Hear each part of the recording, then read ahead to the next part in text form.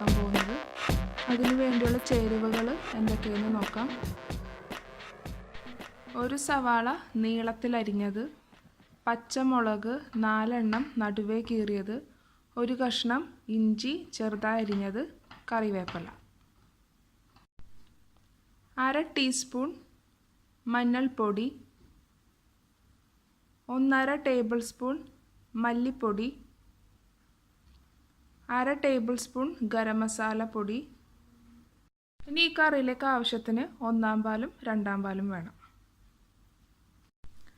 ഞാനിവിടെ കരൾ വേവിച്ച് വെച്ചേക്കുവാണ്.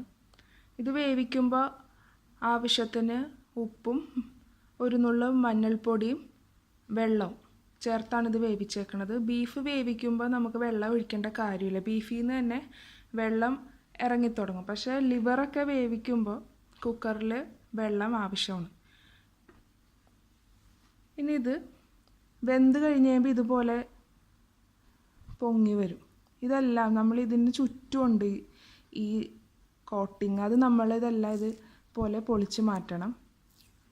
അതിനുശേഷം മാത്രമേ നമുക്കിത് ലിവർ നേരിയതായിട്ട് നീളത്തിൽ കട്ട് ചെയ്തെടുക്കേണ്ടത്. ഇതുപോലെ കട്ട് ചെയ്ത് വെക്കണം ലിവർ. ഞാനിത് 8 വിസലിലാണ് ലിവർ വേവിച്ചത്. ഇനി നമുക്ക് നോക്കാം എങ്ങനെയാണ് കരൾ പാൽ കറി ഉണ്ടാക്കുന്നതെന്ന്. ചട്ടി ചൂടായി തുടങ്ങിയിട്ടുണ്ട്. ഇതിലേക്ക് എണ്ണ ഒഴിച്ചു കൊടുക്കാം.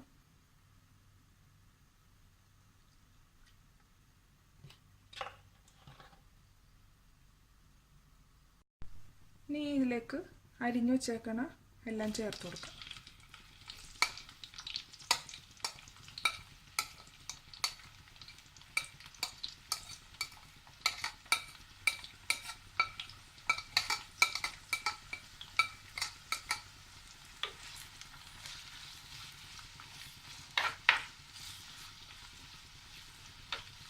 ഇതിൻ്റെ എല്ലാത്തിൻ്റെയും പച്ചമണം മാറുന്ന വരെ നമുക്ക് വഴറ്റി കൊടുക്കാം.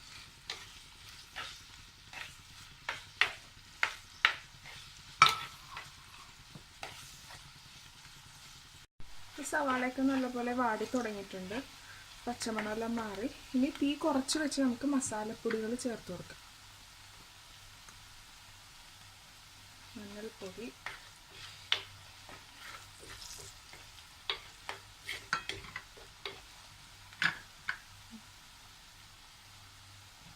മല്ലിപ്പൊടി.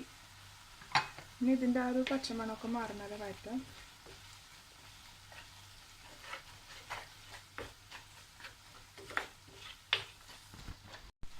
ഇതിലേക്ക് ഗരം മസാല ചേർക്കാം.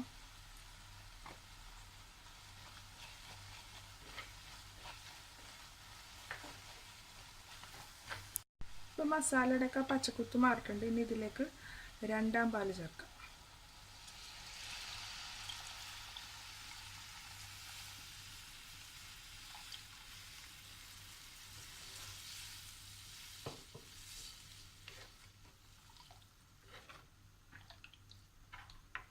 ഇതിലേക്ക് ആവശ്യത്തിന് ഉപ്പ് ചേർത്ത് കൊടുക്കാം.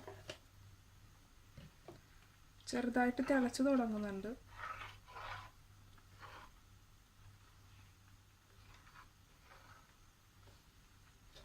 നമുക്ക് ലിവർ ചേർക്കാം.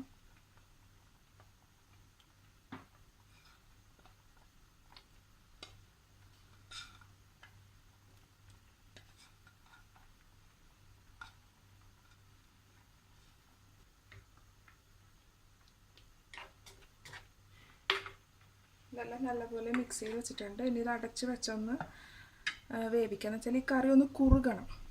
ആ ഒരു പരുവം വരെ അടച്ചു വെക്കാം. നമ്മൾ തീ കുറച്ച് വെച്ച് വേണം ഇത് ചെയ്യാൻ. ഇപ്പോൾ ഗ്രേവിയൊക്കെ നല്ലപോലെ തിക്കായിട്ടുണ്ട്.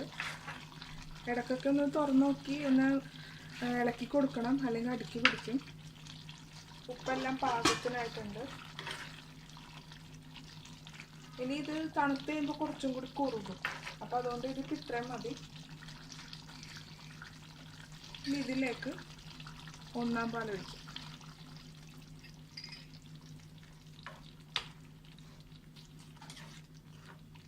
നല്ലപോലെ യോജിക്കും.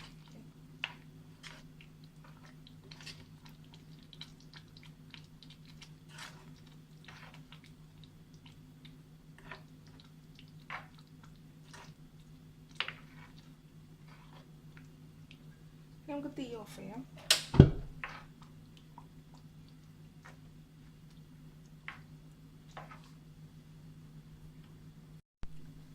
ഇനി പുളിക്ക് ആവശ്യത്തിന് വിനാഗിരി ചേർത്ത് കൊടുക്കാം.